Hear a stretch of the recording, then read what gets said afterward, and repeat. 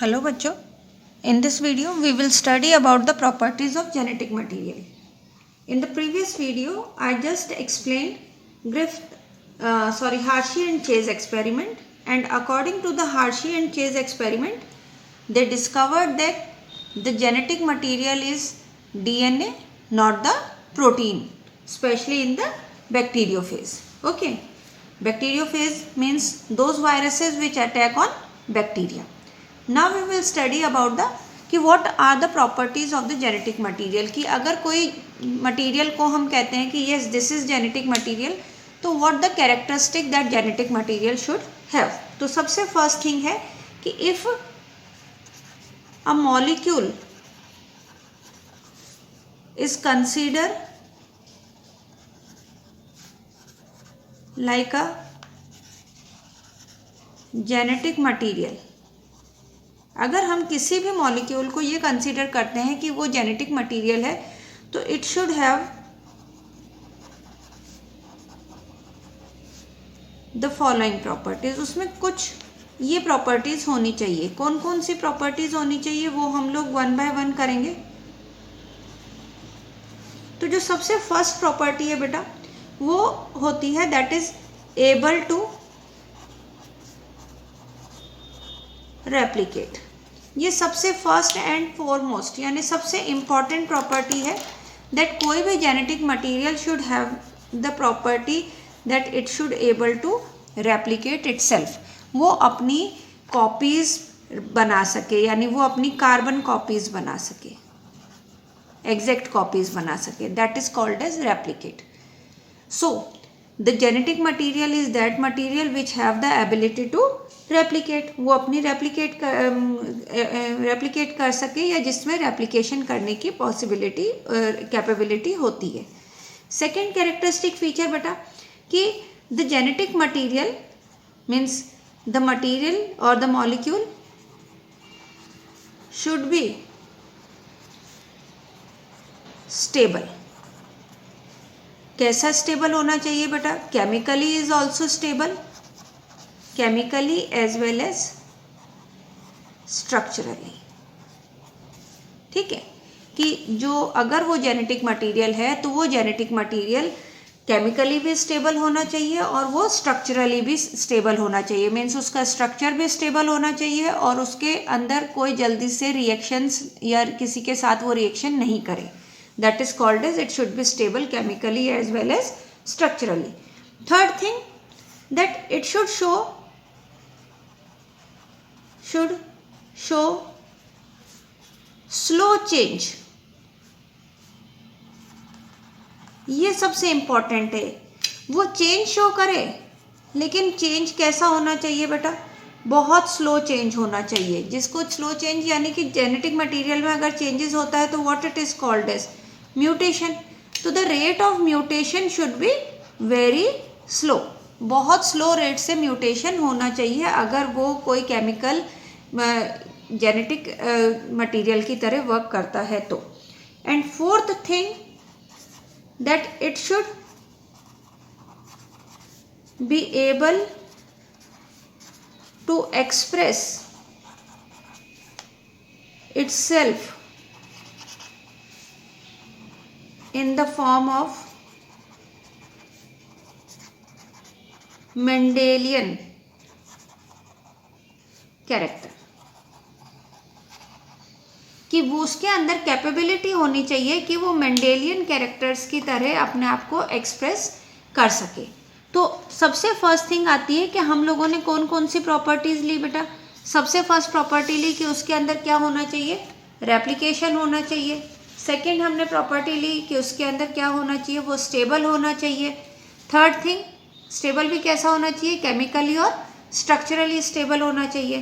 Third thing उसके अंदर slow mutation यानी चेंजेस होने चाहिए but it should be very slow. And fourth thing it should be able to express itself in the form of Mendelian characters. ये चार properties होनी चाहिए किसी भी मटेरियल को अगर क्वालिफाई करना है एज अ जेनेटिक मटेरियल. जैसे अगर हम बात करें कि कोई भी केमिकल, मान लो कोई कहे प्रोटीन, कि भाई protein can be a genetic material, protein कैसे भाई जेनेटिक मटेरियल, क्या वो रेप्लिकेट कर पाता है, वो अपने प्रोटीन से और सेम प्रोटीन बना सकता है? नो। सेकेंड थिंग, क्या वो स्टेबल है केमिकली और स्ट्रक्चरली? तो कई बार वो स्ट्रक्चरली स्टेबल होता है बट केमिकली वो स्टेबल नहीं होता। उनके अंदर कोई चेंजेस नहीं आते, म्यूटेशन नहीं आते, और वो अपने आप को एक्सप्रेस कर सकता है, केवल प्रोटीन अपने आप को एक्सप्रेस कर सकता है either in the form of enzyme, ठीक है, और हार्मोन। अब बेटा बात यहाँ पे ये आ रही है, जैसे हम बात करें कि यहाँ पे क्वालिफाई जो जेनेटिक मटेरियल की तरह क्वालिफाई करते हैं, वो दो मॉलिक्यूल क्वालिफाई करते हैं, one is DNA and second is RNA. तो सबसे पहला फर्स्ट क्वेश्चन जो बोर्ड में आ सकता है, सबसे इम्पॉर्टेंट, वो ये आ सकता है कि what are the characteristic features or the characteristic property of a molecule to be a genetic material? किसी भी मॉलिक्यूल की क्या प्रॉपर्टीज होनी चाहिए उसको जेनेटिक मटेरियल होने के लिए? तो उसके लिए आपको you have to write all this 4 things. तो सिंपली हम इसको क्या कर सकते हैं बेटा, हम इसको ये कह सकते हैं कि कोई भी जेनेटिक मटेरियल अगर शॉर्ट में आपको याद रखना है, तो शॉर्ट में अगर याद रखना है ये सारे स्टेटमेंट, तो वी कैन मेक इट। तो शॉर्ट में याद रखने के लिए सबसे पहले चीज़ है कि 4 प्रॉपर्टी होनी चाहिए। One is the replication, second stability, third is the expression, and fourth is the evolution. हम ये 4 पॉइंट ले सकते हैं। Replication means it has the ability to replicate, produces its own copies. Stability यानी कि it should be chemically and structurally stable. Expression means it should be able to express in the form of Mendelian character. And fourth thing is the evolution. Evolution means it shows slow changes which results into mutation, and mutation leads to evolution. तो ये properties हो गई बेटा genetic material की। Now we will study कि why DNA is consider as better genetic material as comparison to the RNA. तो next जो question arise होता है और जो क्वेश्चन एग्जाम में आता है वो ये आता है बेटा, why DNA is consider as better genetic material over RNA, कि आरएनए से डीएनए को बेटर जेनेटिक मटेरियल क्यों कंसीडर किया जाता है। तो सिंपली आपको फिर वापस से एक बार मैं रिकॉल करवा देती हूँ बेटा। इसका आंसर देने से पहले मैं इधर दोनों तरफ डीएनए और आरएनए के बीच में डिफरेंस लेती हूँ। तो मैं डीएनए और इधर आरएनए। सबसे फर्स्ट प्रॉपर्टी थी बेटा रेप्लिकेशन, तो DNA show replication. RNA replication नहीं शो करता बट ये इनडायरेक्ट रेप्लिकेशन शो कर सकता है। इट डजंट डायरेक्टली रेप्लिकेट, ये डायरेक्टली रेप्लिकेट नहीं करता but it can replicate by reverse transcription. अगर आप लोगों को याद हो, हमने रिवर्स डॉगमा वर्ड पढ़ा था बेटा। अगर आप लोगों को याद नहीं है तो बेटर होगा कि आप डीएनए का जो स्ट्रक्चर से पहले इंट्रोडक्शन है उसके अंदर आप जाइए। ये मॉलिक्यूलर बेसिस ऑफ इनहेरिटेंस का जो फर्स्ट वीडियो मैंने बनाई थी उसमें रिवर्स डॉगमा बताया था। Again I am just telling you कि some of the viruses whose genetic material is RNA, तो फिर वो अपनी कॉपीज कैसे बनाएंगे। तो ये आरएनए डीएनए बनाता है बेटा बाय रिवर्स ट्रांसक्रिप्शन। किससे? रिवर्स ट्रांसक्रिप्शन से। और डीएनए से फिर क्या बनते हैं? आरएनए। तो ये इजी प्रोसेस नहीं है, ये सीधा प्रोसेस नहीं है। इसके अंदर DNA replication is a simple process. Okay, next thing जो हम लोग डिफरेंस लेते हैं बेटा, वो क्या डिफरेंस लेते हैं हम लोग? डीएनए और आरएनए में। डीएनए डीऑक्सीराइबोज न्यूक्लिक एसिड है, तो डीऑक्सीराइबोज अगर याद हो राइबोज शुगर पर यहाँ पर H OH H, डीएनए पर यहाँ पर H ग्रुप प्रेजेंट है, जबकि आरएनए में यहाँ पर भी OH है और यहाँ भी OH, यानी कि एन एडिशनल, मैं ये कहूँ additional OH group is present. क्या प्रेजेंट है बेटा? एडिशनल OH ग्रुप प्रेजेंट है, सिंपली। ओके, क्या प्रेजेंट है? Additional OH group is present. कौन सी पोजीशन पर बेटा? फर्स्ट सेकंड पोजीशन पे। यहाँ पे फर्स्ट सेकंड पर क्या प्रेजेंट है? H। यहाँ पर क्या प्रेजेंट है? OH। तो ये OH जो होता है, इसकी वजह से ये केमिकली लेस स्टेबल हो जाता है, यानी रिएक्शन इजीली कर लेगा बेटा OH ग्रुप के साथ में। इस वजह से ये लेस स्टेबल हो गया। कौन बेटा? आरएनए। डीएनए के पास OH नहीं है, इसलिए केमिकली मोर स्टेबल है। थर्ड थिंग, तो ये सेकेंड डिफरेंस हो गया बेटा। थर्ड डिफरेंस ये होता है बेटा कि डीएनए का जो होता है वो डबल हेलिक्स स्ट्रक्चर होता है।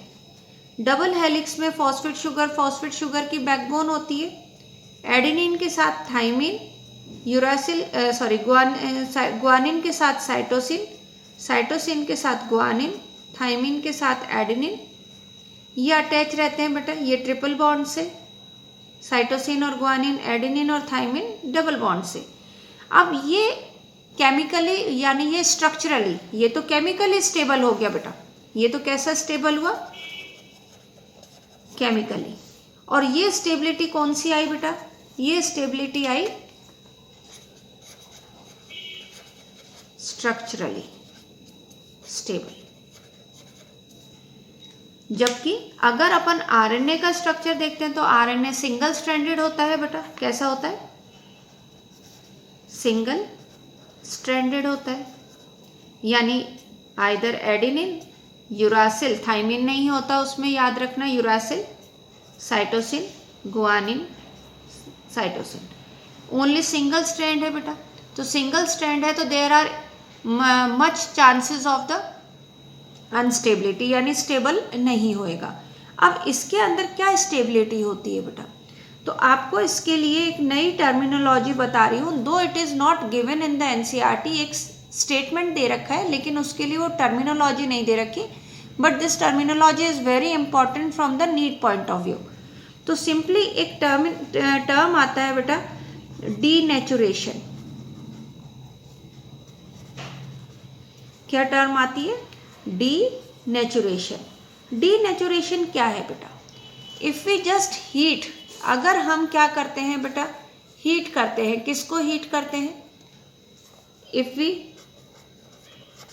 हीट द डीएनए, तो this DNA double helix that get separated, ये एक दूसरे से सेपरेट हो जाता है, यानी adenine, guanine, cytosine, thymine.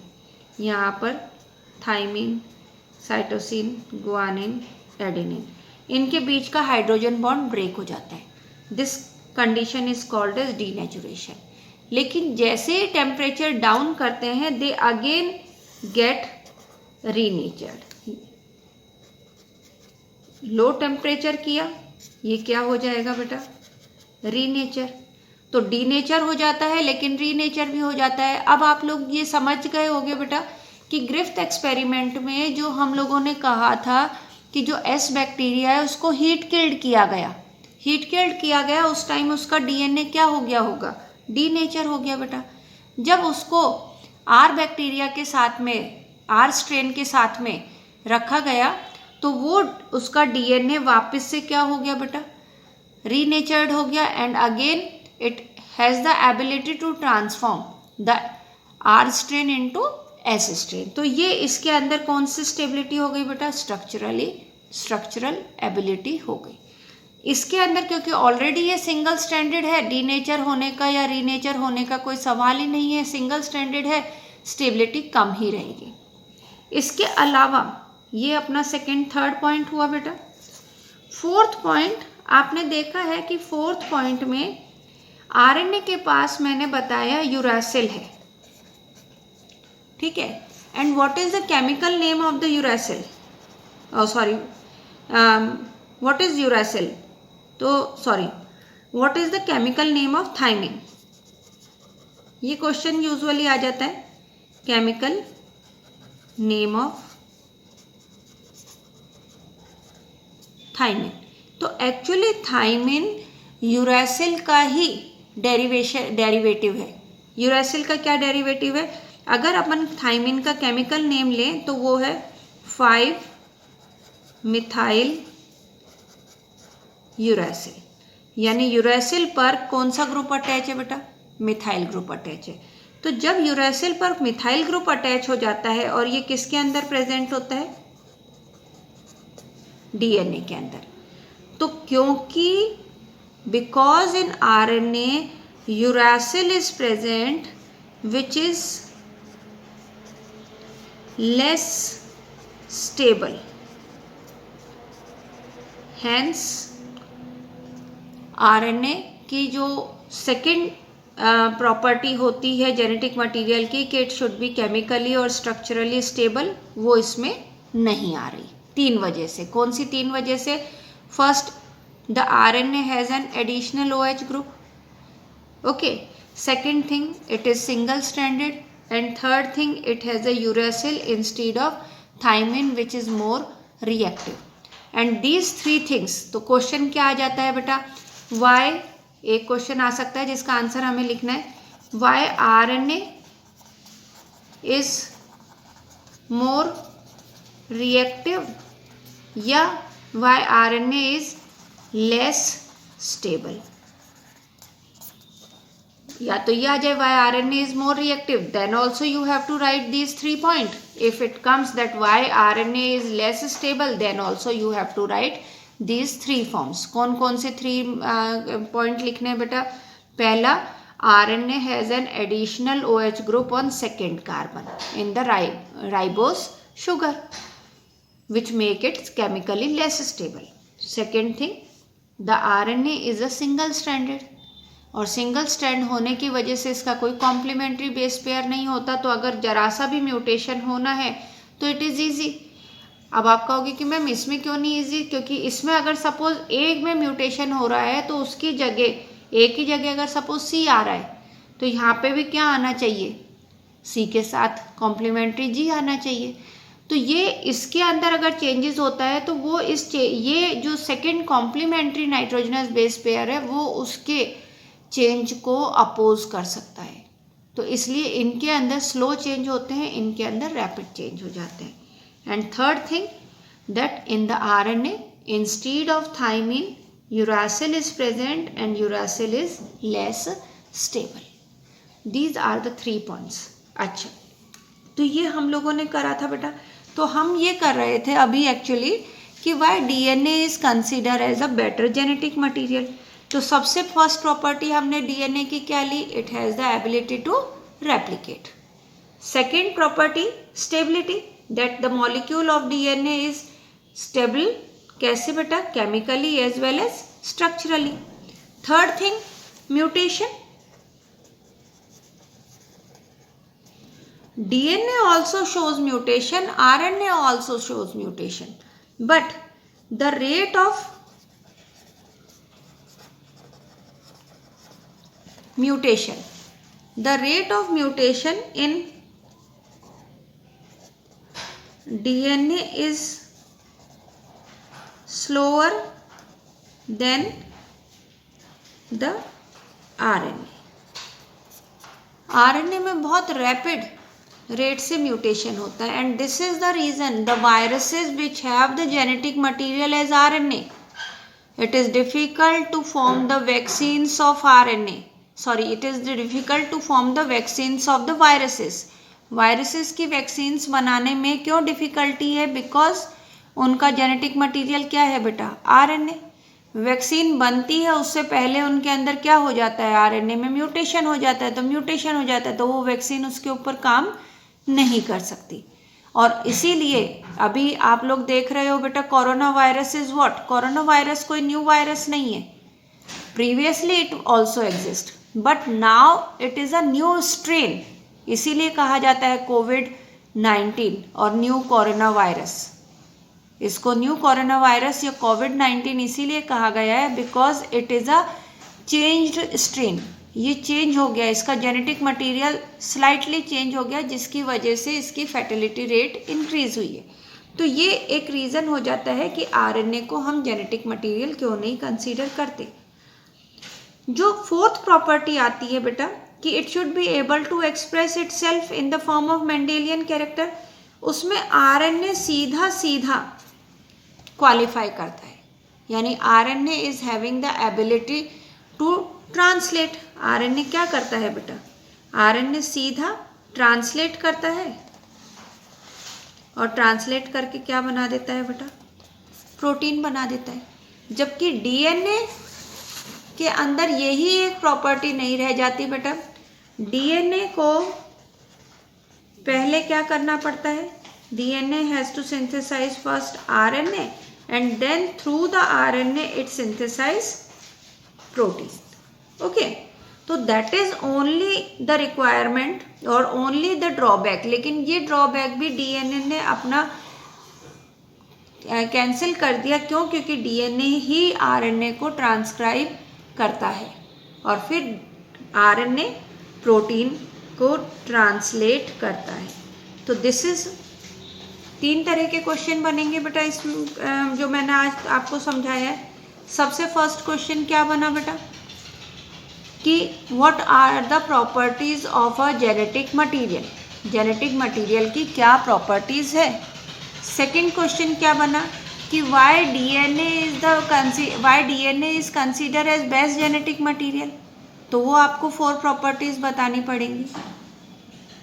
Next thing is why RNA is not consider as a genetic material या why RNA is not qualified as a genetic material, तो then you have to explain all the 4 properties। क्या properties? सबसे पहले कि RNA replicate directly नहीं करता है ना बच्चे, वो रिवर्स ट्रांसक्रिप्शन से पहले DNA बनाता है और DNA से ट्रांसक्रिप्शन होकर RNA बनता है, जो मैकेनिज्म हर सेल के अंदर प्रेजेंट नहीं होता। Only the retroviruses are those viruses whose genetic material is RNA, उनके अंदर ये होता है। नेक्स्ट थिंग हमने पढ़ा था बेटा कि RNA में सेकेंड कार्बन पर क्या प्रेजेंट है, एन एडिशनल OH ग्रुप, जिससे वो केमिकली लेस स्टेबल हो जाता है। Third thing, RNA is a single stranded which make it less stable structurally, है ना। और एक इनके अंदर क्या प्रेजेंट है बेटा, केमिकल यूरासिल, तो यूरासिल प्रेजेंट है जो लेस स्टेबल है किसके अंदर बेटा, आरएनए में। और इसीलिए बस एक काम करता है, क्या काम करता है, म्यूटेशन करता है बेटा, लेकिन mutation at a faster rate करता है, कौन, आरएनए। इसलिए इसे हम क्वालिफाई नहीं करते for the genetic material. DNA को हम क्वालिफाई करते हैं एज अ जेनेटिक मटेरियल, यानी कि दोनों ही डीएनए और आरएनए दोनों एबल टू म्यूटेट। तो एक क्वेश्चन ये भी हो सकता है कि when both DNA and RNA are having the ability to mutate then why RNA is not consider as a genetic material. तो the answer will be simple, क्या रहेगा बेटा, the answer will be because RNA is mutated at a faster rate but we need the mutation at a slower rate. तो ये छोटे छोटे questions होते हैं बेटा which I can come in the 1 marks as well as the 2 marks. तो ये questions आप लोगों को सिंपली, एक और चीज होता है बेटा कि when RNA can directly synthesise the protein, ठीक है, तो hence it can easily express the character.